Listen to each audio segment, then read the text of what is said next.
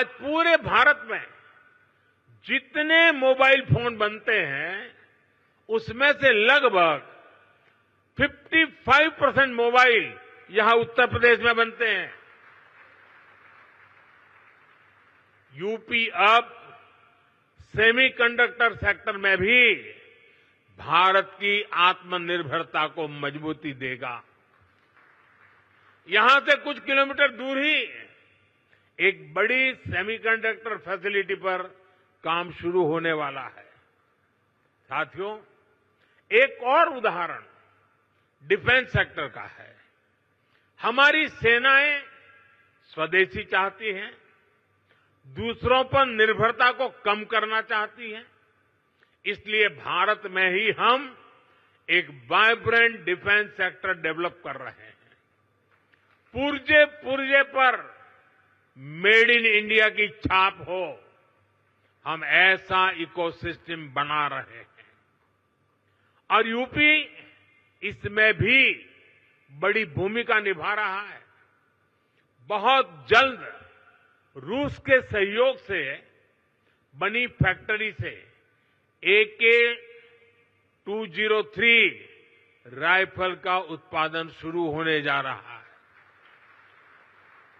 UP में एक defence corridor का भी निर्माण हो रहा है, जिसमें ब्रह्मोस मिसाइल समेत अनेक अस्त्र शस्त्र का निर्माण शुरू भी हो चुका है।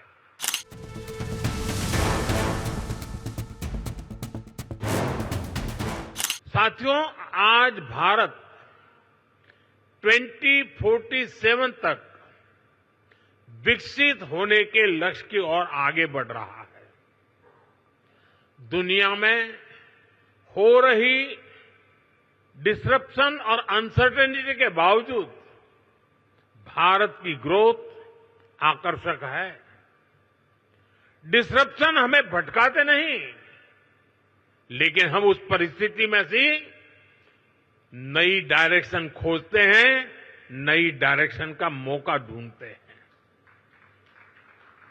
इसलिए इन डिसरप्शन के बीच आज भारत आने वाले दशकों की नींव मजबूत कर रहा है और इसमें भी हमारा संकल्प है, हमारा मंत्र है आत्मनिर्भर भारत। दूसरों पर निर्भर होने से ज्यादा व्यवस्था कोई और हो ही नहीं सकती। बदलती हुई दुनिया में जो देश जितना ज्यादा दूसरों पर निर्भर रहेगा, उसकी ग्रोथ उतनी ही कॉम्प्रोमाइज रहने वाली है। और इसलिए भारत जैसे देश को किसी पर निर्भर रहना अब मंजूर नहीं है। इसलिए भारत को आत्मनिर्भर बनाना ही होगा। हर वो प्रोडक्ट जो हम भारत में बना सकते हैं, वो हमें भारत में ही बनाना है।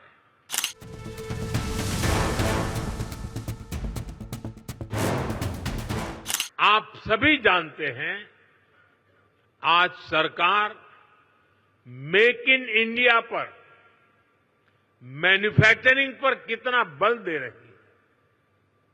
हम चिप से शिप तक भारत में बनाना चाहते हैं